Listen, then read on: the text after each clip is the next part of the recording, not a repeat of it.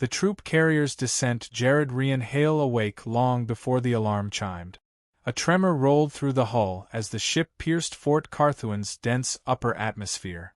Pressure shifted, settling into a weight subtly heavier than Earth. He inhaled, tasting metallic humidity that clung to the air like a veil. The planet felt alive, pulsing faintly beneath the carrier's trembling frame. An overhead panel lit green. Disembarkation in 60 seconds. Prepare. Around him, recruits from 8 species stirred. Chitin creaked, tentacles flexed, gills fluttered.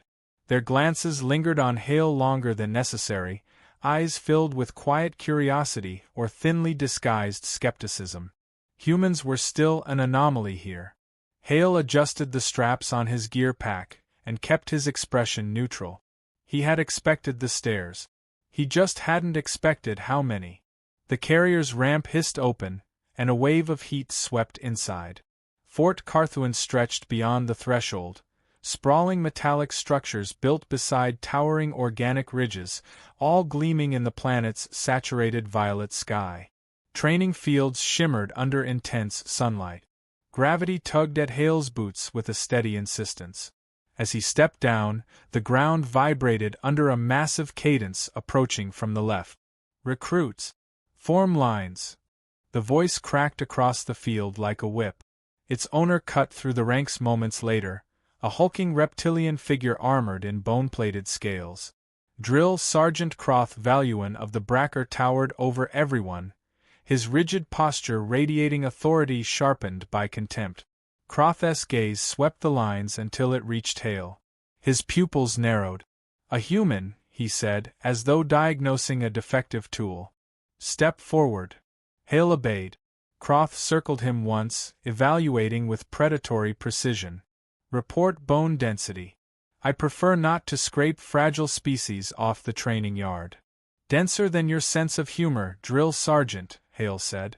A few recruits snapped their attention from him to Croth, unsure whether they had just witnessed bravery or self-destruction. Croth's nostrils flared, but he moved on without rebuke. The sergeant's voice rose again. "Fort Carthuan exists to eliminate weakness. Survival here means adapting faster than you fail. You train until the body refuses. Then you continue." Hale swallowed hard, but something in him steadied. This was what he had signed up for. The endurance run commences. The announcement boomed from a hovering drone. Recruits broke into formation across the vast training plain. Gravity sat at 1.8 g. Hale could feel it in every step as the ground resisted him, pulling harder than he was used to. He adjusted his breathing, lengthened his stride, and allowed rhythm to guide him. Species better suited to power surges, like the Bracker, pulled ahead initially, pounding forward with brute strength. Delicate species lagged, some stumbling under the increased weight. Hale kept a controlled pace, unspectacular but steady, refusing to burn out early. Croth watched from an observation platform, arms folded. Hale didn't look up, but he could feel the sergeant's attention tracking him. By midpoint, several recruits had already fallen out with muscle strain. Hale pushed through the leaden pull in his legs, focusing on each step instead of the long distance ahead. He finished in the middle of the group, lungs burning yet still functional. Croth said nothing as Hale passed him, but the slight tilt of his head betrayed curiosity he didn't voice. After a brief recovery, recruits were marched to the obstacle zone. Metallic platforms floated in shifting patterns over trenches that exhaled bursts of scalding steam. Gravity fluctuated here, rising and falling in subtle waves. The course demanded reflex, observation, and composure. Observe. Predict. Commit, Croth barked. Hesitation guarantees injury. One by one, recruits stepped onto the first platform. Some miscalculated the drift and tumbled into net. Others overcorrected when gravity shifted and lost their footing. Hale's turn arrived. He stepped onto the plate as it dipped under his weight. The next shift came from the left. He adjusted his center of mass, letting instinct and quick calculation handle the motion. As gravity pulsed upward, he bent his knees and absorbed it instead of resisting. He moved at a controlled pace, not graceful but efficient, never freezing when the terrain twisted beneath him. He reached the final platform covered in sweat but uninjured. A few alien recruits glanced at him with new interest. Hale pretended not to notice. Later, in the mess hall, the squad settled at narrow metallic tables under bright crystalline lamp. Hale sat with Veckrel, an insectoid with translucent mandibles that clicked softly when he spoke. "You adapt with strange speed," Veckrel said. "Human physiology confuses me." "We're good at not dying," Hale replied. "Lots of practice historically." "What motivates your species to join the Corps?" another recruit asked, a slender Alinari with luminous skin. "You have no territory to defend out here." "We're not here for territory," Hale said. "We want to be part of something larger. Cooperation, shared exploration. The galaxy's too big to face alone." A shadow fell across the table. Croth stood behind him. "Humans adapt because you lack natural strengths," the sergeant said bluntly. "You survive by accident, not by design." Hale kept his posture even. "If surviving were accidental, we wouldn't be here." The sergeant's eyes narrowed, studying him as though trying to decide whether the human was arrogant or simply honest. Croth walked off without another word, but the air he left behind felt charged. When mess ended, Hale returned to the barracks. The corridors hummed faintly with machines regulating gravity zones. He sat on his bunk, removing his boots with a wince. Muscles throbbed from the day's strain, yet a quiet satisfaction anchored itself in his chest. He had expected humiliation or failure. Instead, he had held his ground.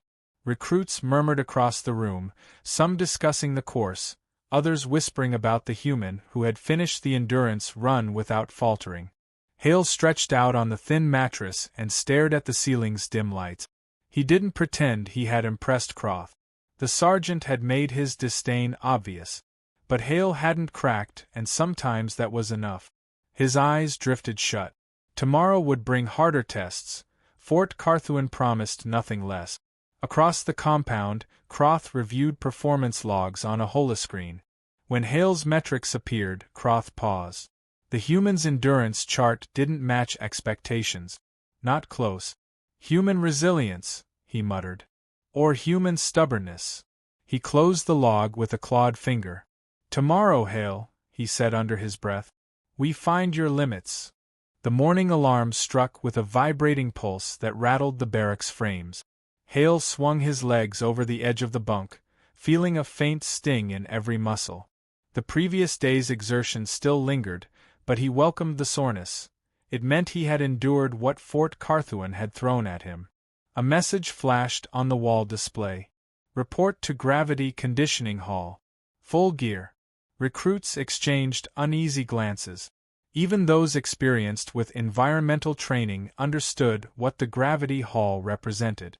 It was designed to challenge every species' natural limit. Hale secured his vest and followed the file out into the shimmering daylight. The hall towered ahead, a circular construct of alloy ribs and pulsing conduits, its interior hidden behind a wide sliding barrier. As they approached, Hale felt faint tremors under his boots, like the building itself was stretching. Croth waited by the entrance, posture rigid, expression stone-like. When the group assembled, he activated the doorway with a slap of his palm. The wall peeled open, revealing an enormous chamber bathed in cold blue light. Platforms floated in concentric rings, each pulsing faintly as gravity regulators warmed up. "This hall will break illusions," Croth said. "Gravity shifts from low to crushing without notice. You will perform every drill without complaint." His gaze locked onto Hale. "Some of you may learn your species' true limitations today." Hale met the stare briefly, then looked forward again. Croth's voice cut through the tension. "Enter." The recruits marched inside. As soon as the door shut behind them, a heavy thrum rolled through the chamber. Hale felt an immediate drag on his body. Gravity pushed harder than outside. He gritted his teeth and straightened. Unseen above the observation deck, Croth accessed the control interface. A series of holographic sliders materialized. He adjusted the default level to 1.3 G for all recruit. Then he tapped Hale's profile and increased it manually to 2.6 G. A cruel satisfaction glinted in his eyes. Let us see the human boast now. Below, the first drill began, weighted squats. Hale lifted the metallic bar placed before him. It felt heavier than expected, but manageable. He stabilized his stance and dropped into the motion. His legs protested early. Something was off. The load seemed excessive for a warm-up drill. Still, he continued. Slow, steady, deliberate. Sweat beaded along his forehead after only a few repetitions, but he refused to falter. His breathing deepened, rhythm controlled. Around him, other species began showing strain only after several cycles. Hale kept pace, determined not to collapse first. Croth watched closely, expecting an immediate breakdown. Instead, Hale powered through, face tightened but focused. The sergeant scowled. Impossible, he muttered. He increased Hale's setting again, pushing gravity to 3G. It was well beyond regulation limits for unreinforced humans. Down on the floor, Hale almost buckled. His shoulders felt like slabs of iron. The air pressed against his ribs, forcing each breath to come as a deliberate act. He blinked through the dizziness, grounding himself on the cold surface under his boot. Is this normal? He wondered privately. The hall was infamous for chaotic fluctuations. Maybe this was typical. He kept lifting. Recruits nearby paused to stare. One of the Alinari whispered, "How is he still moving?" Veckrel clicked his mandibles softly, bewildered. His species evolved under heavy gravity, but not this heavy. Hale continued the set, refusing to acknowledge the tremor in his arms. His focus tightened to a narrow point. Complete the movement, adjust, survive the next second. Croth's expression shifted from satisfaction to disbelief. He leaned closer to the console as though proximity would reveal the trick. There was none. The next drill demanded sprint intervals across the chamber's rotating lanes. Hale stepped onto the path and found it instantly hostile. Each stride felt like dragging feet through thickening mud. His chest burned, but he accelerated, refusing to show strain while Croth hovered above the hall. He overtook a pair of recruits struggling with moderate gravity spike. They glanced at him as if witnessing a malfunction. Hale ignored them, focusing on timing each step before the lane rotated again. His legs quivered, yet the rhythm held. Croth slammed a claw on the console. Why is he still moving? One of the junior operators muttered, "Sergeant, humans appear oddly tolerant." Silence. He stomped out of the observation booth, descending the stairway 2 steps at a time. The chamber's door opened, and his powerful stride carried him directly toward Hale, who had just completed another circuit. "Human!" Croth's voice thundered. Hale stopped, breath sharp but steady. "Yes, drill sergeant?" The sergeant stared hard, scanning the human up and down. "Do you feel nothing?" Hale blinked. "Gravity's heavy today. Is something wrong?" The recruits fell silent. The remark wasn't defiance, just an honest question. That made it worse. Croth's shock was visible before he masked it behind rigid discipline. He pointed to a resting zone. "Stand down for now." Hale nodded and walked toward the indicated platform, wondering why Croth suddenly looked unsettled. The sergeant remained rooted, claws flexing. His mental image of human limits fractured piece by piece. He had doubled the load, then tripled it. The human had moved slower, strained visibly, but he had never panicked, never frozen, never questioned the extreme shift. Croth returned to the booth, silent, no longer adjusting any controls. The drills continued. Hale recovered enough to join balance exercises, where platforms tilted without warning. Even under the crushing force, he adapted, shifting weight, correcting posture, refusing to fall. By the end of the session, several recruits lay exhausted against the floor. Hale sat with hands on his knees, chest rising quickly but with controlled rhythm. The dismissal alarm sounded. As recruits filed out, murmurs followed Hale.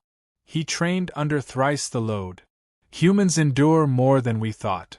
No wonder their homeworld forged them. Hale listened but said nothing. He was too tired to process it all. Outside, the air felt strangely light, as though the planet itself had eased its grip. Hale inhaled deeply. Behind him, Croth watched from the hall entrance, still wrestling with the implications. Tomorrow's tests would be worse. They both understood that. But only one of them had begun to question who would truly break first. The next morning arrived without mercy. Fort Carthuan glowed under a dim orange sunrise, casting long shadows across the training grounds. Hale felt the weight of exhaustion in his joints as he suited up. Yesterday's gravity trials had carved deep lines of fatigue through his body, but he pushed the discomfort aside. Doubt could wait. A new message pulsed across the barracks wall. Intensive combat readiness drills. Report immediately. Recruits filed outside, tension threading through their voices. Hale caught fragments of quiet conversations, mentions of yesterday's gravity spike, theories about human endurance, but he kept his focus forward. Attention wasn't the goal, survival was. Croth waited on the central field, his expression unreadable. When the group stood at attention, he began. Yesterday's performance revealed gaps. Correction is mandatory. His gaze brushed over the squad, lingering half a heartbeat longer on Hale. Today's sequence will expose the line between effort and collapse. No one moved. Follow. The sergeant led them to a sprawling training zone bordered by natural rock formations. A metallic tower loomed on the left, bristling with environmental emitters. The ground ahead was layered with shifting terrain, dust, gravel, slick stone. A haze drifted above it, tinted green by thin chemical vapors. Croth activated the console beside the tower. Toxic fog simulation. Maintain breathing rhythm. Masks reduce, not eliminate, exposure. As the fog thickened, the recruits coughed lightly, adjusting their mask. Hale inhaled through the filter and felt a faint sting deep in his lungs. Not unbearable, just another obstacle. Endurance sprint. 3 kilometers. Begin. Recruits surged forward. Hale's legs protested instantly, still strained from the previous day, but he forced them into compliance. The fog blurred the path, requiring constant recalibration of every step.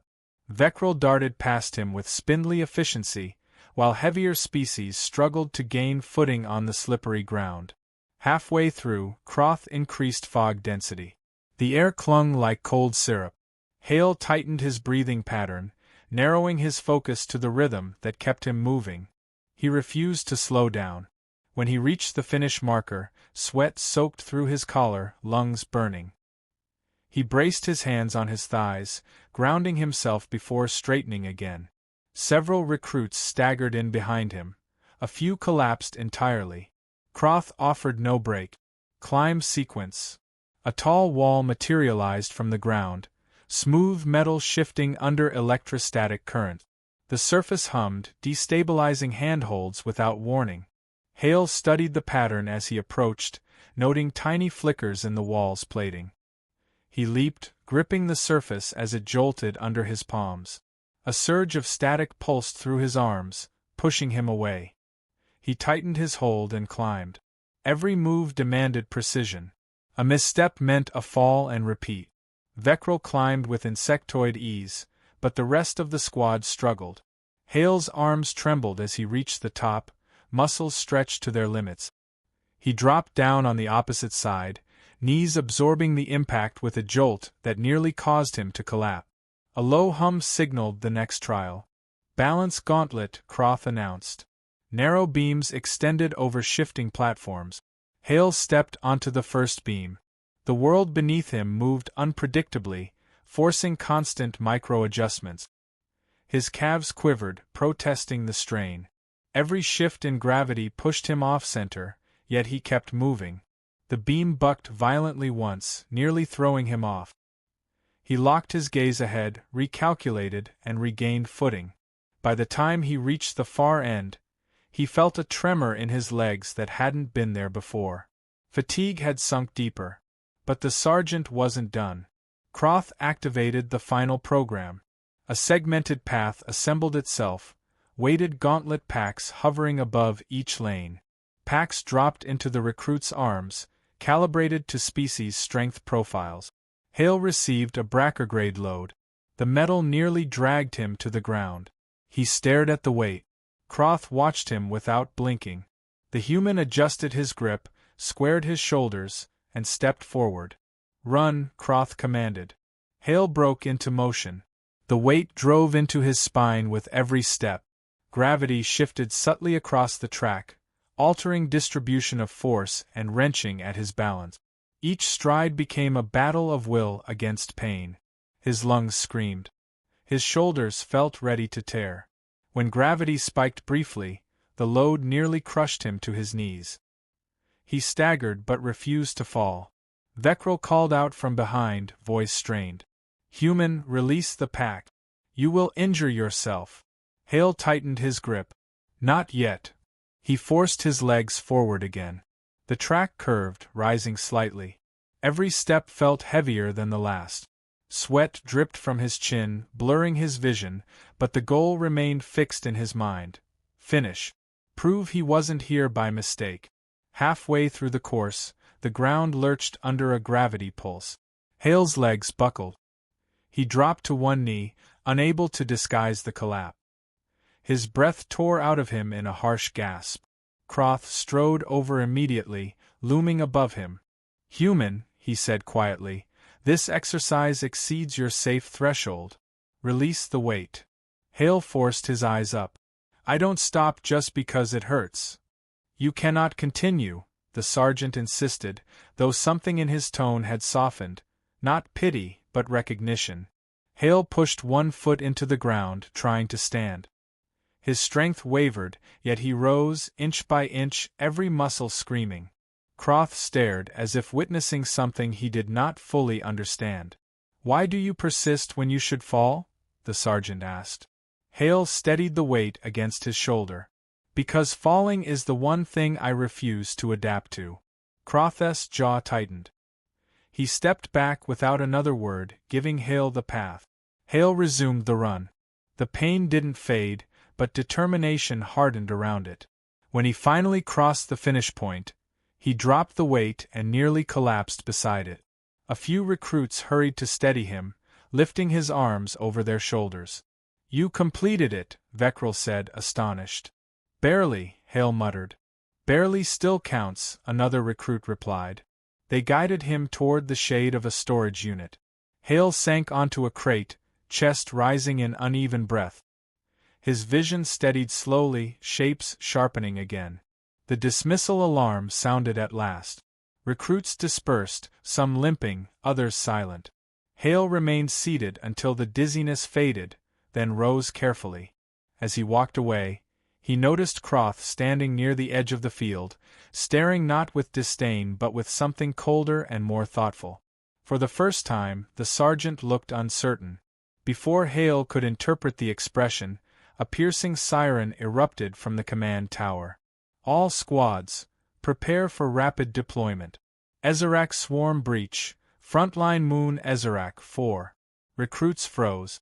A transport shuttle flew overhead, its engines roaring. Veckrel looked at Hale. "Deployment? Already?" Hale nodded, shoulders tightening despite the pain. "Looks like training just ended." Behind them, Croth turned toward the gathering troops. "I will accompany this squad," he announced. Even the wind seemed to pause. Hale met the sergeant's stare. Something unspoken passed between them, an acknowledgement of a line crossed, a new one forming. Tomorrow their limits would be tested again. But not on Carthuan. The shuttle shook violently as it broke through Ezerak 4's chaotic atmosphere. Hale gripped the restraint bar, steadying himself as the cabin lights flickered. The moon's gravity pulsed in irregular waves, rattling every bolt in the transport. Outside, jagged ridges cut through the dark landscape, glowing faintly where bioluminescent tunnels riddled the ground. Veckrel braced his limbs across the seat. This environment is unstable. Readings fluctuate too fast to predict. Croth stood at the front of the cabin, gripping an overhead support as though welded to it. The swarm's tunneling disrupts the gravitational lattice. Expect sudden spikes. Maintain awareness. Hale inhaled steadily. His muscles still throbbed from the previous day's overload trial, but adrenaline muted the pain.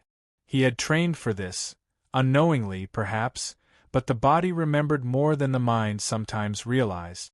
The shuttle's ramp lowered with a hiss, releasing a burst of frigid wind. The squad descended into a fractured valley where gravity tugged unpredictably. A soft hum pulsed through the ground, rising and falling like an invisible heartbeat. Croth scanned the area. Swarm signatures detected beneath the eastern ridge. Move. Recruits formed up, weapons ready. Hale took the rear position, stabilizing himself with each step as the ground shifted. A few members stumbled when gravity surged unexpectedly. Hale adjusted with practiced instinct, widening his stance, lowering his center of mass, letting the force roll through him instead of resisting it. They reached the entrance of a cavern carved into the rock. The air inside shimmered with distortion, as if the tunnel itself warped. Croth motioned them forward. Stay close. The swarm manipulates the environment. The squad advanced into the tunnel. Strange, rhythmic vibrations surrounded them, causing equipment to rattle. Hale felt a sharp shift. Gravity surged to nearly double normal. One of the lighter recruits toppled instantly. Hale caught them before they hit the floor. Easy. Adjust your footing. Don't fight the pull. Croth glanced back, surprised at the speed of Hale's reaction. He said nothing, but a subtle shift in his posture suggested a new level of attention. As they proceeded deeper, the gravity pulses intensified. Rocks lifted slightly from the floor before slamming down again. The tunnel walls shook as distant tunneling echoed through the stone. A sudden tremor hit. Gravity spiked sharply. Croth staggered. For the first time, Hale saw the bracker's legs strain under the unexpected force. The sergeant braced a hand against the wall, claws digging into stone. His breath shortened, the spike pressing down harder. Without hesitation, Hale moved to his side. "Lean into me," he said. Croth's jaw tightened. "I require no aid." Another pulse hit, stronger. The sergeant's stance faltered. Hale stepped beneath one of Croth's arms, absorbing part of the weight through his own frame. "Save the pride for when we're not being crushed," Hale muttered. To his surprise, Croth allowed it. Once the spike eased, Croth straightened. His eyes settled on Hale with unfamiliar complexity. "Proceed. The anchor node must be near." They entered a wide chamber illuminated by organic growths along the walls. In the center stood a biomechanical structure, part machine, part living tissue, thrumming with energy. Gravity distorted visibly around it, bending loose debris into spirals. Vekral's mandibles clicked rapidly. That device destabilizes the entire region. Destroying it may restore balance. Croth stepped forward. "Swarm soldiers will defend it. Prepare." The first wave emerged from the shadows, sleek insectoid forms with serrated limbs. The squad opened fire. Hale joined the line, firing controlled bursts. The confined space amplified every sound, each shot echoing like thunder. Gravity shifted again, slamming downward. Some recruits faltered as the force pinned them to the floor. The swarm advanced, moving with unnatural ease despite the fluctuations. Hale forced himself upright. Every motion felt like dragging stone, but he pushed forward. When one of the creatures lunged, he intercepted it with a burst at close range. It collapsed in a twitching heap. "Fall back to the left flank," Croth commanded, but half the squad struggled against the gravitational wave. Hale saw the pattern, short surges, brief lulls. The timing was consistent, matching the deep vibrations humming through the chamber. He shouted, "Wait for the pulse to drop. Move in the low window." The squad hesitated only a moment before adjusting. When the next lull arrived, they dashed toward the anchor node's base. Croth shot Hale a sharp glance but followed the improvised timing. The swarm concentrated around the node. Hale charged with the others, firing in tight bursts. A creature leaped at him, claws outstretched. He twisted under the attack, letting the shifting gravity pull him into a lower stance. He fired upward, dropping the attacker instantly. Croth reached the node and slammed an explosive charge into a crevice. Cover! Hale tackled Veckrel behind a fallen slab. The blast detonated with a crackling surge of distorted air. The node ruptured, spraying biomechanical fragments across the chamber. The effect was immediate. The warped gravity stabilized with a low sigh, as though the moon exhaled after a long strain. The crushing spikes faded. Rocks settled. The vibrations dulled. Silence took the chamber. A final swarm creature twitched on the ground before collapsing lifelessly. The squad stood catching their breath, taking stock of injuries. Croth stepped toward Hale. "You identified the pulse pattern," he said. "It wasn't a question." Hale wiped dust from his visor. "It wasn't random. Just needed timing." Croth's gaze held a rare sincerity. "Your adaptability is not chance. It is a strength your species cultivated, whether aware of it or not." Hale offered a faint smile. "That's what we're good at." The sergeant's expression softened. Barely, but enough to change the air around them. Back on the surface, the evacuation shuttle awaited. As the squad boarded, several recruits clapped Hale on the shoulder, wordless acknowledgement of what he had done.